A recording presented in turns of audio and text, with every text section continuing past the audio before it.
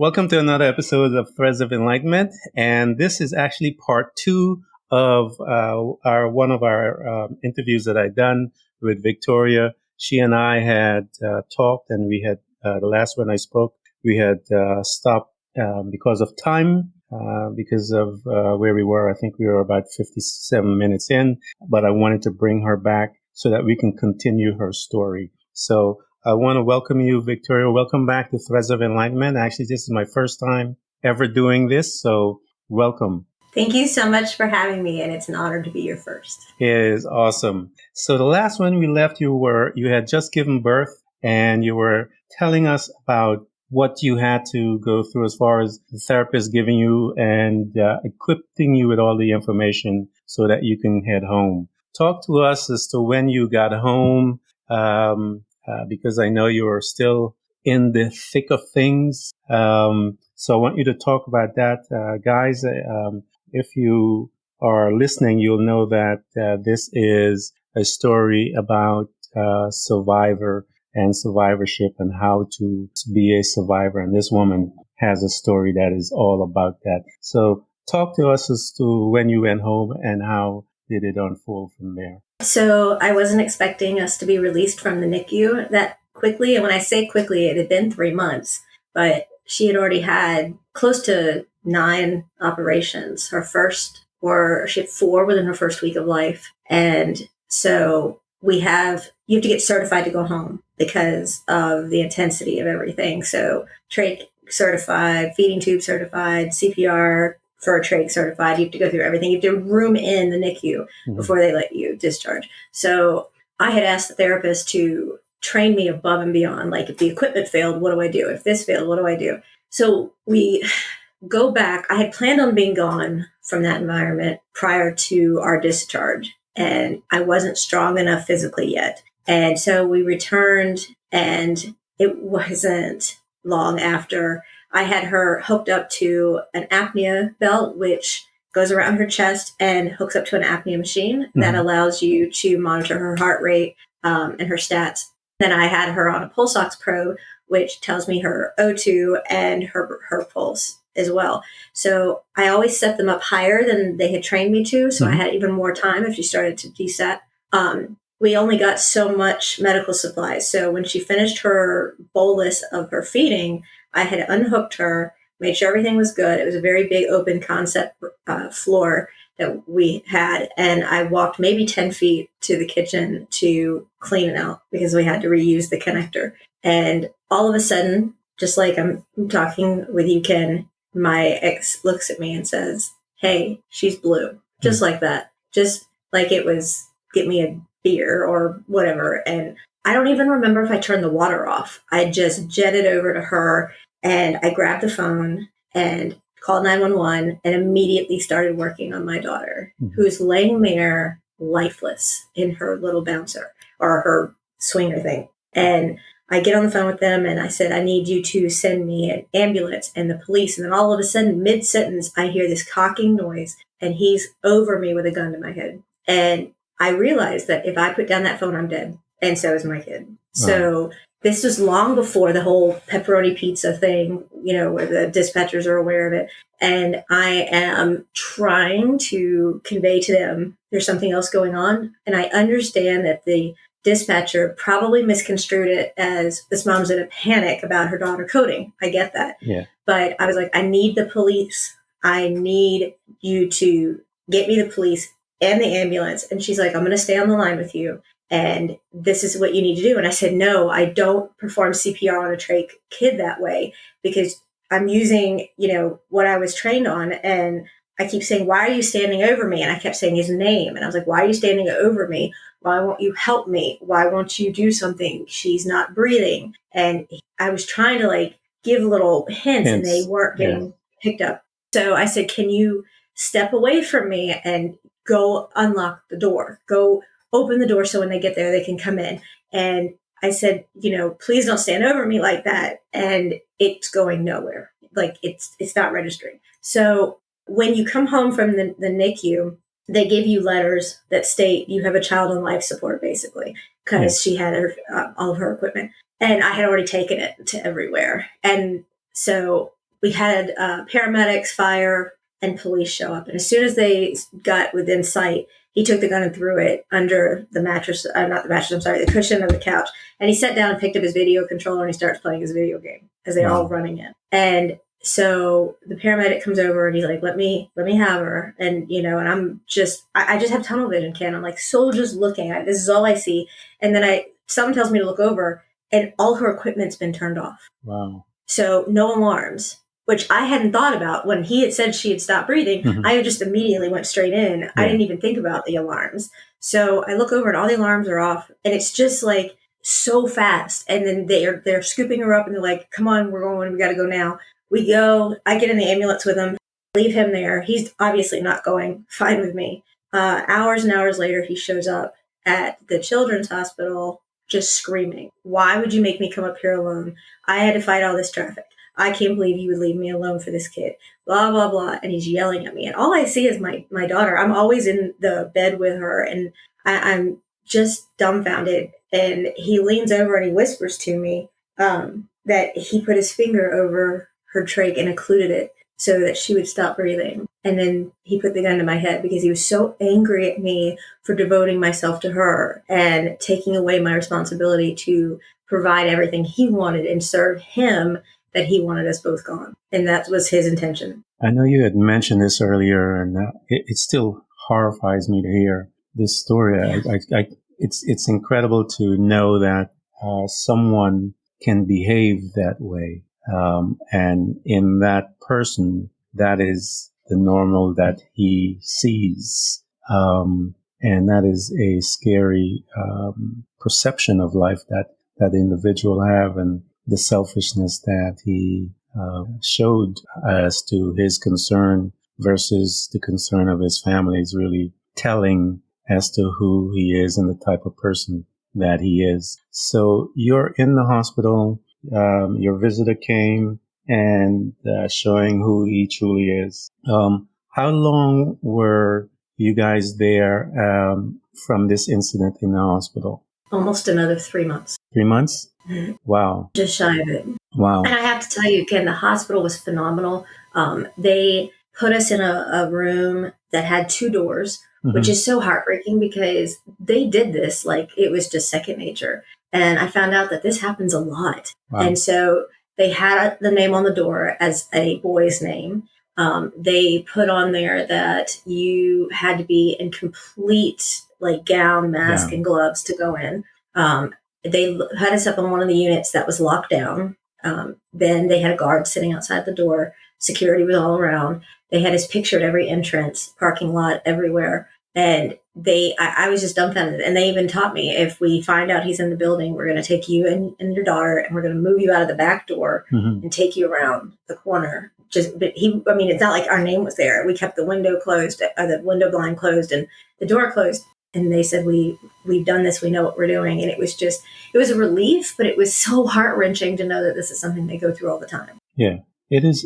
And I'm not sure if you had a chance to talk to them, because you and I had talked about, did he suffer any type of legal, did the legal apparatus that is designed to protect someone like you? The military piece is stunning to me, but it is not uncommon to hear your story from the military side.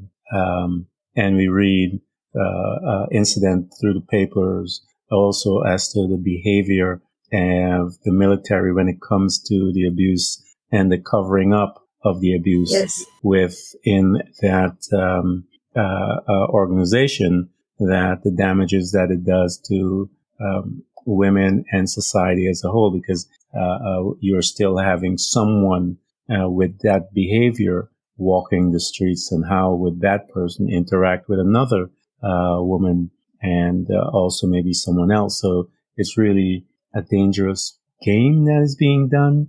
And I hope at some point in time that the entity that is set up for that, which is Congress, to be able to look into the behavior of the military and maybe do something. And I know that that's another thing that, they don't do anything either. So anyway, let's get back to, you guys are out, it's 3 months after the 3 months period and you're coming out, and you're home now, what did you do at that point in time? Did you stay in your surroundings, or did you find a way to get out from under that torture, as they say? We were already out by the time You're out? she was discharged, yes. Okay. And I know they put a lot of stuff into your protection as to where you live and all that type stuff, so that that individual doesn't have access to you. So here you are, you're out. How did you begin to talk to us? Give us some insight, Victoria, into your life at this point in time. How did you begin to navigate to even put a direction as to this is the steps that I'm going to take to continue walking? How did you even do that? I didn't have any guidance. I did this on my own. I literally became that incredibly tigerous mom that was like, you're not getting near my kid. Before I had already done a TPO, I've already went in that route, and the judge told him that he could see her with supervised visitation of a law enforcement officer in the room. Mm-hmm. For a set amount of time and only for a few days. And I objected with everything I had, but we didn't have a doctor there. And he was telling them that she was dying, and he didn't want to see her. He wanted me. I was well aware of that. Yeah. So he had said that. And then I found out he took a life insurance policy out on her. And that just blew my mind. And so once he arrived the first time, he tried to bring his girlfriend in, and I was not having it. I had full custody at that point. I had all decision-making rights at that point, and I wasn't allowing the girlfriend in. It was just not going to happen. Are you serious? So then put her in the waiting room, and then he says, well, why don't we go for a talk? Okay. Because if he's not in the room with her, mm-hmm. then he can't hurt her. Yeah. And he openly, just was, why can't you come home and make this right? I'm like, what's your girlfriend going to say? The one out there.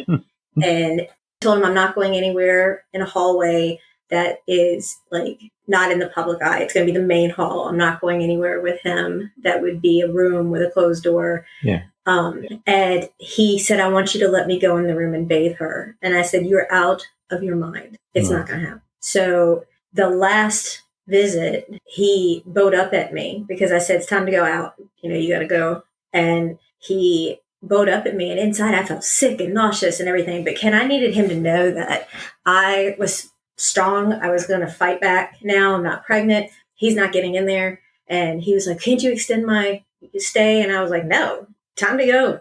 Yeah. You're gone. And then he bowed up at me, and I said, okay. I said, I won't hit you first. Not going to do it. But if you hit me, I have the right to defend myself. Mm-hmm. And I was like, and I have the right to defend my child, but I will not hit you first. And so he bowed up, made a fist, and I said, it's just one more broken hand. It's one more broken face, and that's it. And I said, but you know what? Then it's my turn, and you will come out of this in cuffs. I promise you. And he realized I wasn't kidding, and he left. So I went after and got the rights terminated. There are some incredibly disgusting things that the guardian ad litem found out about him that I had no idea about. None. That really just made me sick. And he had been married before, multiple times, and he abused both of the others. And one of them defended herself. And the scars I saw on him, he had told me were battle wounds from overseas. And that wasn't the case. Wow. So I went after the rights being terminated, and I got it. We got the rights terminated. So he couldn't be anywhere around her. We got permanent restraining orders for her and I. And we've been fighting battles ever since, of surgical battles and healing and things of that nature. And I know without a questionable doubt, it was our faith that kept us here. No question. Yeah. Victoria, I wanted to talk to some of the injuries that you got out of this situation, because I know there are lots of women that are in a situation like that. It's a common thing, believe it or not. And with the onset of the pandemic, we saw a rise within domestic violence. Why? Because those guys were trapped in the house, and their true behavior began to be exposed. There's no longer running to the house, to running to the work and alleviating some. And so talk to some of those things and encourage a woman right here, because there are many reasons that a woman stay, and but the core of them, lots of it is fear, and Yes. they're looking at how am I going to survive outside and all of those things. But the coreness of it all is fear. In retaliation, yeah. Can you talk to them as to some of the injuries you received? And I know you've got so many surgeries as a result. And how did you, you overcame your fear and you did it. Talk to them right here and give them some advice as to what they would need to hear from someone like you who have gone through versus hearing something from me. So how would you frame your words as you give them those advice? Sure. And I thank you for allowing me to do this. I know that you have the most amazing listeners, and so I'm going to just beg them for a minute to really tune in and hear this, because they are worth it. They are beautiful individuals. They have the right to have a life. They have the right to survive and thrive in their life. Mm-hmm. They have a beautiful light within them, and it hasn't gone away. It's still in there. It might be flickering a little dim, but it's still in there, and we will get that light back shining. I'm literally like the Terminator on the left side. I'm all metal. For those who can't see, Ken can see, I have scars on both sides of my neck. I had my mandala and my mandibular jaws replaced. All of this is titanium, all here. I'm still swollen because I just had it. It's from here, you can actually feel it. And here, all the way down is all metal in my face. Wow. And screws and plates and bars and everything. It was an extremely long surgery. They did. And then I have hearing aids because my eardrums were ruptured. I have a plate in the back. I have a titanium shoulder. If you look at my hand, it's not able to move. I'm paralyzed. You can see the scars on my fingers. Yeah. These are all pins and screws. Mm-hmm. This is a plate. And if you look, you can see I have a scar from here and it goes all the way up. I didn't have any tattoos until I was 30, and my tattoos are all faith-based because I really never, and I don't have any problem with tattoos, obviously, but I didn't want to see every day what he put on me. It wasn't his right to put it on me. So I covered them up with my journey. Like when I had to go into surgery, some people never understood that you couldn't wear your jewelry, so I couldn't wear my cross. So I had it tattooed on me. Yeah. And that way my faith is there. And I have all different sorts of things on me that help me through this journey. So when I talk to women, I ask them to bring in their family members or other people who might not be as supportive as they want to be or need to be. And I talk to them, and it's a very intimate conversation about the fact that there are so many red flags that are not seen, that are overlooked. And then when you are in this environment,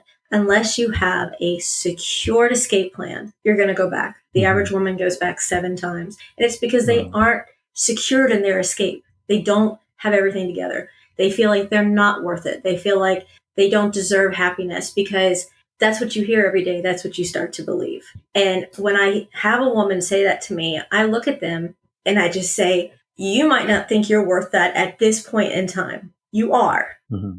So let's take it one step further. Do you have children? Yes. Okay. Would you like your daughter to go and get in a relationship like this? Because this is what she's saying is okay for her mom to go through. Yeah. This is what she is seeing is an acceptable way of life. And this is how she's going to grow up, because this is coming from the person who's supposed to be guiding her on the right and wrongs of life. If you have a son, are you okay that he is learning from whatever male figure, husband, stepfather, boyfriend, that this is how you treat a woman? His sister, his girlfriend, his mother, whoever it is down the road, they're learning that this behavior is acceptable. So you might not think you're worth it at this moment, even though you are. I know you believe your kids are. Mm-hmm. So let's get them out. I talk about and teach how if you know, because we know when it's about to get really bad, then teach the kids when he's not around or she's not around to go on the complete opposite side of the house of wherever you are when it's happening. And do not come looking for mom or dad, whoever is in this, until it's over. If they can and they're of age, go get a neighbor. Go tell the neighbor what's going on. Yeah. Stay away from the environment. Because when it gets that intense, Ken, and it becomes confrontational physically, and one of the children come in and try to save their mom, it's not unlikely that the abuser is going to go and attack the kid. Mm-hmm. They could push the child. They could do whatever. And because it's so intense at that moment, and those are the extremely dangerous moments. So we go and put the child somewhere else. I also tell the women to try and back away into an area that's a little safer if at all possible. Do not be near stairs, because he'll throw you down the stairs if he has you at that place. Try to stay away from the kitchen, because you have the knives, you have the pots and pans, you have all sorts of things, cabinet doors, refrigerator doors. I've had them all smacked in my face. Wow. So try to stay away from that. If you have a room in your home that's kind of where you could be in the middle of the room where not a lot is all the way around, try and go there, because there's less damage that can happen, because he can't pick up certain things and use them as a weapon. I even got rid of all of my knives. I got rid of my pots and pans that were those really cast iron heavy ones. Mm-hmm. And of course I still had to cook, but I only used the lighter ones. Yeah. I tried to do things little by little so that, there was no way he would really detect it, because he didn't cook anyway. Yeah. But you have to have a secure plan in place. And if you have a secure plan in place, then you can get out. But what I also say to people is, those individuals that are saying, you deserve it because you stayed, that's making it where we do go back. Yeah. And that's because we don't have that support. So that's when I encourage the victim survivors to bring those people with them, because the reason they keep returning is because they don't have a support system. Yeah. So instead of criticizing and humiliating us at our worst, why don't you support us and be a reason to help us get back to our best? Yeah. And for the people that say, I would never let this happen to me. Okay, let's take that for a second. Nobody here signed up, raised their hand and said, I want to be my boyfriend or husband's punching ground. I'm signing up for that job. Yeah. Nobody did. So I want the individuals that say, well, they deserved it, they stayed, or I would never let that happen to me. Okay, well, I want you to imagine your worst day you've had of your life, the very worst. Now, the people you love that support you on a daily basis hound you and humiliate you and just belittle you to the worst degree on your worst day of your life. How are you going to feel? Because that's about 1/10 of what we're experiencing. Yeah. So think of it that way. And I tell the victims who are survivors, they're so strong. They have survived 100% of their worst days. Mm-hmm. No matter how bad it got, they survived. They're here. Yeah. So they need to hold on to that strength and realize they are stronger than they think, because they are. And that really will resonate within them and make them realize, that's true. I have survived my worst days. Yeah. And you're here. And if you're here to listen, even if your listeners are listening to this podcast, I'm so proud of them, Ken, because they're taking the first step, whether they realize it consciously or not. Subconsciously, they're realizing, I'm making a first move to get free. I'm making a first move to get on and be happy in life, because that's what life's about. I was asked how to analogize my life as a victim of abuse. And I said, I felt like an asthmatic living in a smoker's den that was just suffocating me in hell. That's what it was like. Wow. It was so exhausting and painful. You have to, conform to their mood. You have to walk on eggshells. Even if the best day for, you do everything that they say to do, somebody cut him off, somebody got him mad, he lost his video game, whatever the thing is, he's still going to take it out and retaliate on you. It's not us. Wow. It is not us. I want you to talk to me about you. Who was your way of escape? And then we will go to your daughter, and from that relationship with your daughter, how it give birth to other parts of your life. Who was your person that you went to for help? My love of my life from before I married this monster. Mm-hmm. I called him for help first. And how did you initiate that, and what happened? I made a phone call to him, and he was furious, to say the least. I called from my office because everything I did on my cell phone, he found out and watched and checked on. And he asked me to come meet him over that weekend, and I was petrified to do it. So I went rogue again, because I was just too afraid. At that point, I was still pregnant.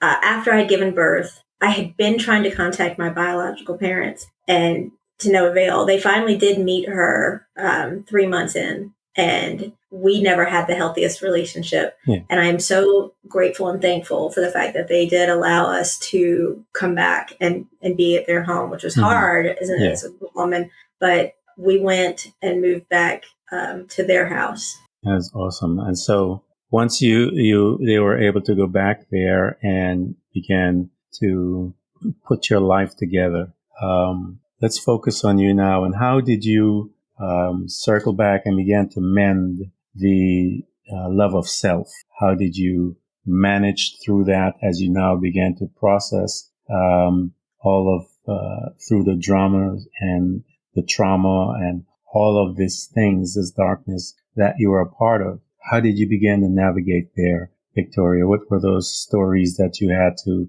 overcome that he had implanted in you that you had to change and began to create this new life? Everybody handles it differently. I really believe that. I still believed at that point that I was worthless. I was never going to love again. That I didn't love him. I was never in love with him. I love the charismatic qualities he portrayed. But my issue was that I looked at my daughter, who was hooked up to a CPAP, which was a breathing machine hooked over her trach, heated trach collar. She had 18 pieces of equipment in her room. We had 15 doctors and therapist appointment a week. And I had to take literally like 10 pieces of equipment everywhere I went. And I literally looked over at her when she was sleeping. I was still just yelling into my laptop and venting and writing. And I just looked at her and said, what is wrong with me? How dare I just be wallowing in self-pity while she is fighting so hard for me? She doesn't deserve that mom. Mm-hmm. She deserves that tigress mom who is going to stop at nothing and be that pit bull and fight for her.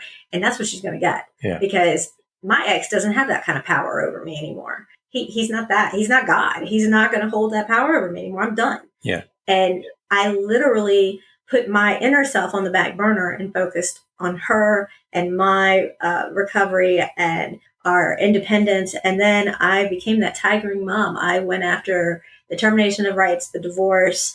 I took on the military, which I have to be careful what I talk about because I signed an NDA. But I stopped at nothing to make sure that we were safe and protected. And as her and I overcame, like she would have surgery, I would be right there with her. I never left her side. I gave up my career. I learned any and everything I possibly could. I started doing classes and things like that online to learn how to better her because she wasn't just going to survive. She was going to thrive. She was going to overcome everything. And she has. Mm-hmm. And so I had an opportunity to meet her and I see the beauty that is in both. And here you are, you're become, the terminology came to mind, the mama bear, where you are protecting and you're moving. How did you begin to heal? You, Victoria, the woman, the mother, how did she begin to heal? I had it all in faith. I knew, I spent a lot of time talking there, that I told him, I know I have a purpose here. I know he kept me here for a reason because we defied every odd. Like I still am in complete awe of how we're both here. I don't even understand because I remember how bad it got. And I know, and I thank him all the time for allowing us to be his children and servants and for him being our father and savior because we're here for a purpose and we walk that journey together as mother and daughter. We live to serve our purpose and he gave me that strength. So how dare I let him down after he's kept her and I here together? So I really spent a lot of my time praying and thinking and internalizing of what needed to be. It took a very long time. I'm not 100%. I know that. But you met my daughter. She's beautiful. She's got a heart of gold. She is so resilient. I literally started to find comfort when I started helping special needs families, when I started helping the special needs children, because they're so full of light and love. And to help that really was a gift to me, even though I was trying to pay it forward, it was a gift to me. Yeah. And just going through the process of, hearing constantly every day, you're not worth it, you're not good enough, you'll never amount to anything. And then all of a sudden realizing, I got your rights terminated. That's like 1 in 100,000 get that done because they want the other person to be held accountable. I went after the military, and not, and I hate to say it because our system here is so screwed up. I don't agree with it at all. How the victim is put on the interrogation and the abusers just kind of swept to the side. Mm-hmm. Our laws for it. I mean, if it's a cut and dry case, I don't understand why some of those people are walking around right now. They should be incarcerated, to say the least. And everything I took on was the biggest struggle ever. And I trusted no one to help me but me when it came to the preparation of legal documents because of my background. And I literally just said, that's it, let's go. We're going to do it. And we did. And we just rolled with it. And the accomplishments of success provided me also additional inner strength along the way. Excellent. I want you to talk to them now about how you describe him, the love of your life. And how did he enter in after all of this? And how did he assist with your growth and the growth of your daughter? Well, he did go with me to court. Everybody has those 7, 8 wonders of the world. He went with me to court in his uniform, and he took me to the side of the courtroom, and he said, don't you dare let him see you upset. You hold it together. Go in there. When you get done, if you need to get sick or whatever, I'm right here. Show him that tough woman I knew from way back when. I'm not used to this. So you go in there and be the old you, even if you have to fake it for whatever. And I went in there, and then one of the wonders I never figured out is that my ex got up to go to the restroom prior to calendar call, and the love of my life went and followed him. And I was like, oh, I can't go in the men's restroom. Are you serious? And I wanted to know so badly what happened in there. And I'm watching the doors open, and I have no, it was several minutes. My ex returns, and he has this total like white face look, just ghost like. And then he comes in, my love of my life walks in, and we have not gotten back together during this entire period. And I'm like, what happened? And he's like, mm-mm. I'm like, don't, I need to know. And he's like, some things don't need to be said. And so he went to court. He actually also went on and put on civilian clothes and went to the hospital and tried to get in as my abuser to see how tight security really was. Wow. And then let them know he was an officer and that this really needed to be locked down. And that meant so much to me because I didn't even know he did it. He saw her in the hospital and he just cried. He blamed himself for this for the longest time because we had broken up. And he and I stayed in contact over all the years.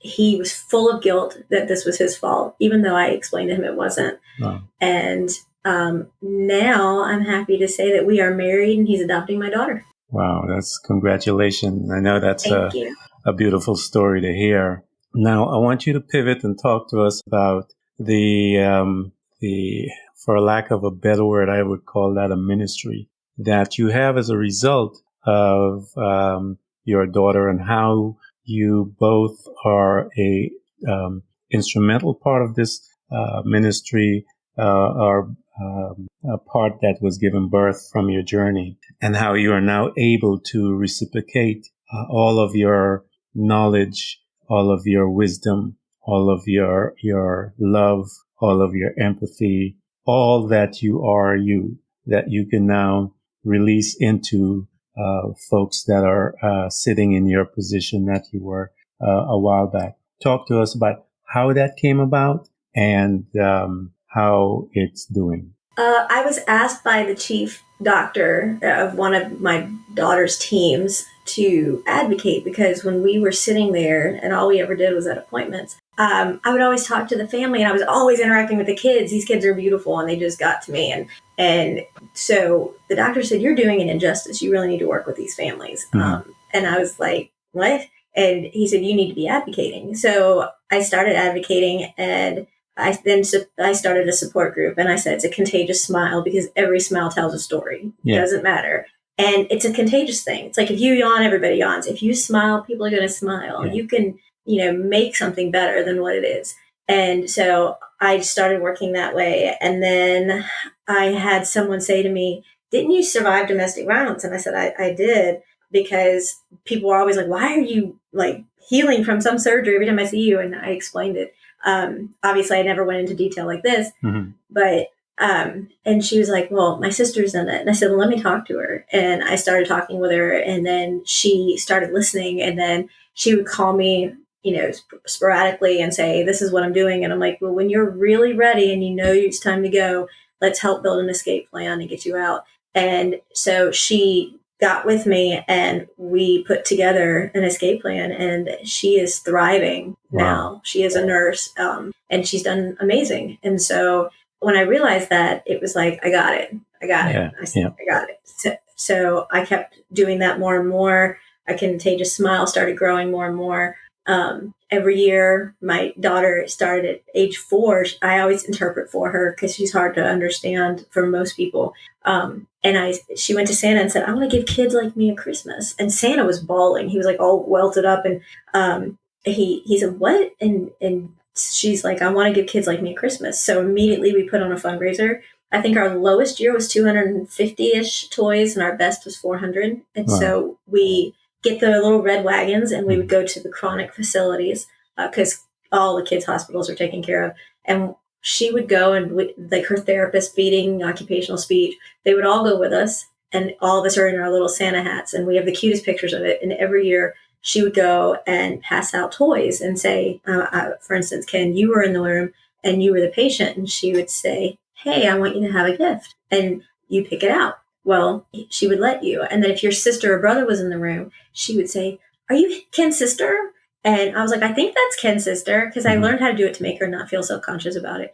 And she'd say, well, I have a memory problem, and he asked me to get this gift for you, and I didn't put a name on it or a tag on it, and I forgot, and it's my fault. And she's like, so can you come pick up your gift from your brother? And she included them. And I said, well, why do you do that? And she says, because so many times the families focus on us and forget about the other kids. And that just resonated. That's so mature, and that's such an old soul. And so we would give the brothers and sisters presents as well. And every year we would say, is there one you want? Nope. No, I got what I want. This is my wish. And we've done it every year. And now we've also been doing women's shelters, trying to help give them what they need, especially during the pandemic. She said to me last year, Ken, and it was one of the most amazing, proud moments. Not that she's not challenged me to have plenty of them, because she always gives them to me. We did a shelter of domestic violence. We kind of adopted one. And she said, I had arranged for pizza to be delivered Christmas Eve for everybody in the shelter. And she said, I don't know how much money I have saved. And I said, well, what are you talking about? And she goes, well, I don't know how much I have. And she goes, can we go to the cookie place? And I said, oh, okay. And she can't eat that. So I'm like, what are we doing? And we go, and she's like, I want to order big cookies for this place so the kids can decorate and do something fun for Christmas. So because they live on cots, they don't have anything. And she's like, I want to do this for them for Christmas. And I don't know if I have enough money. And so I just told her she had plenty. She had enough. And this was her idea. And so we made sure they had pizza and cookies for Christmas at the shelters as well. So, I mean, she's incredibly giving. She's incredibly... That is awesome. Awesome. I mean, such a powerful story that is housed in both of you, and the effect that you guys are going to make on the lives of many that are in your space. And I'm sending out a call to everyone that is listening to this podcast that you guys get in touch with Victoria and try to support her financially, because it takes finances to do what they're doing for Christmas. So her and her daughter does these things, and it comes out of their money. So all of you that are listening, get in touch with Victoria and just ask her how that you guys can contribute and make those contributions on behalf of Threads of Enlightenment, so that they can make the holidays and whatever they feel that they want to do, that is available for them to do that. Because we could, as we're listening to their story, we can see that powerful effect that is in their heart and in their spirit and that is a giver and a lover of other people. And we are excited about that. Victoria, I want to thank you for coming. There's so much. So let's continue now about, I'm saying thank you for coming because you have posited something in me that from the last conversation and this conversation to I have this urgency now that I feel that I want to have a conversation, a deeper conversation with my father to see how we can be of assistance to Oh, you and your vision. So I definitely are going to look into that. But that's why I say I wanted to thank you for coming on. So talk to me now. You are doing all of these things. You're happily married. I mean, you got your man. got my man. you got your daughter. You got your businesses. You're the CEO, big wig now, and all this kind of stuff. That's just a title, Ken. I'm not a title person. That's just And you're putting all these things and you're making an impact in families and society. Talk to me because I tell people that when this event happens, and this event is when we are engaging with someone who's going through, as they say. And when from our conversation that they get it and then they take our advice and grow as an individual. And in your case, you talked about someone who was able to escape from their captor. So talk to us about how does that make you feel and give me an example of one of those times. And I know they encourage us to keep going. Talk to us about one of those experiences. I have to tell you that it was probably when I went to court for the termination of rights because it was a closed courtroom because it was involving a minor. Mm-hmm. And they brought us in. And the judge, who wasn't very female friendly in regards to the fact that he remember this is a small military town, he kind of leaned more towards the attaboy kind of mentality. Yeah. And so when I asked for the permanent restraining order, I said, at this time, Your Honor, I would like to make a statement. And he said, okay, fine. And I said, I want to put it on court record that I will never seek him out. I will never go to his place of employment. I will never go to his residence. I will never go looking to find him, to go find him and go see him. And I said, but if he violates the order, if you grant it, then I have the right to stop the threat and I have the right to defend myself and my daughter, being that we're both disabled because of him. Yeah. And he looks over and he says, okay, do you understand what that means? And he's like, yeah, whatever. And he's like, no, do you understand what that means? And he goes, this is not a criminal court. This is a civilian court. And, you know, what happened when you hit her? And he goes, well, I'd hit her. And if she cried, I'd hit her again. And so he said, if you ever became an alcoholic and you want to be even more intoxicated, you know, you have to drink more. Yeah. So it's kind of like you hit her, but then you had to hit her again to make her not cry. So you've trained her on you. You've trained her on you. And he said, what she's saying is that she'll never go after you. You never have to worry about watching your back. And he goes, I believe her. And I said, Your Honor, I was here. I've gone through all this so I could have a life with my daughter, not his, my daughter, as not his child. And he said, you need to realize that if you are dumb enough to violate these orders that I'm granting and you attack her, she has the right to defend herself at all costs. And he just kind of stood there for a minute and he looks over at me and I just gave him this look and the judge stopped and he goes, I need you to take a moment and drink this in because this should be your first step of healing is that's fear. If you look at him, he's afraid. And he goes, I'm going to just stop for a minute and let you use that as one of your stepping stones. And I did. Yeah. And I was like, wow, because I saw it in his face and I'd never seen it before. Yeah. And I realized, you know, it depends on what you do with the stones that are thrown at you. Yeah. Like, do you let them hit you or do you use them to build a foundation to go forward? Yeah. And that's what I've done. Excellent. Victor, I want to thank you for coming to Threads of Enlightenment. This has been really a powerful testimony of someone's journey from where you were to where you are today. And I have seen and heard many testimonies, but this is powerful. And I want to thank you so much for coming to Threads of Enlightenment. Thank you for having me, and thank you so much to your listeners. Please reach out to me. I will be there for you. Thank you. Thank you.